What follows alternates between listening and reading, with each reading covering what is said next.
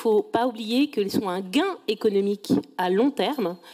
C'est vraiment important de se rappeler que les arbres morts sont des habitats riches en biodiversité, que la biodiversité est le deuxième pilier de notre lutte contre le dérèglement climatique et que tout ne peut pas être marchand. C'est ce qu'on est en train d'essayer aussi de régler à travers ce rapport extrêmement intéressant et je salue ma collègue. Je voulais simplement parler d'un autre effet des forêts. Qui pourrait imaginer qu'un verre d'eau soit concentré des bienfaits de la forêt ? On pense aux montagnes, ou plus en aval aux fleuves et aux rivières, même connectées à la fonte des neiges, neige de moins en moins présente à la fin de l'hiver. Il est plus difficile d'associer les forêts à une source d'eau, et pourtant c'est bien le cas. Je le dis car j'entends de ci de là, notamment au comité de bassin Loire-Bretagne, des gens dire que finalement la forêt nous prendrait beaucoup d'eau, eau qui serait plus utile ailleurs. Le dérèglement climatique s'est établi, on l'a dit, va entraîner une multiplication des épisodes de précipitations courtes mais intenses. Ainsi, nous aurons à la fois plus de périodes de sécheresse, mais aussi d'inondations et surtout beaucoup plus d'évaporation du fait du réchauffement. Nous serons donc en déficit net avec un risque important de lessivage des sols. Notre société a donc un enjeu fort à restaurer et à améliorer la qualité d'absorption des sols, à augmenter les espaces de fraîcheur, à protéger et planter des haies forestières pour briser le ruissellement.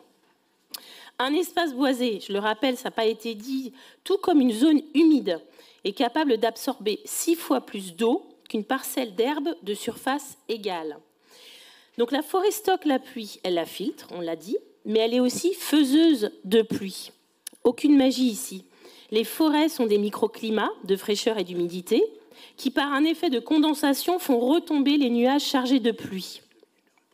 C'est ainsi que des pluies qui sont arrivées de Bretagne peuvent tomber sur notre territoire. Il est temps qu'une région comme la nôtre, dépourvue de montagnes, 3e région française pour la production de céréales, 3e région productrice d'électricité nucléaire, prenne la mesure de l'importance de ces forêts pour ne pas souffrir de pénurie d'eau potable comme d'autres régions.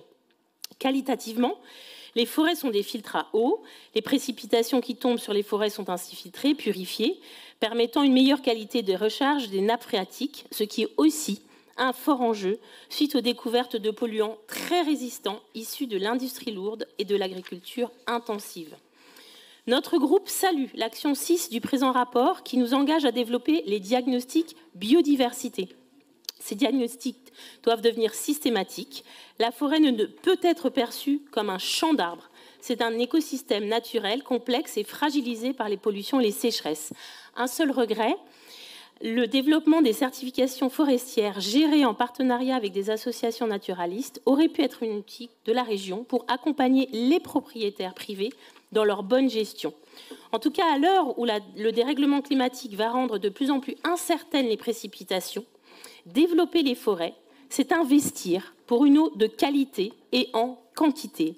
J'espère que nous pourrons en reparler lors des assises de l'eau organisées par la région le 7 novembre prochain. Merci.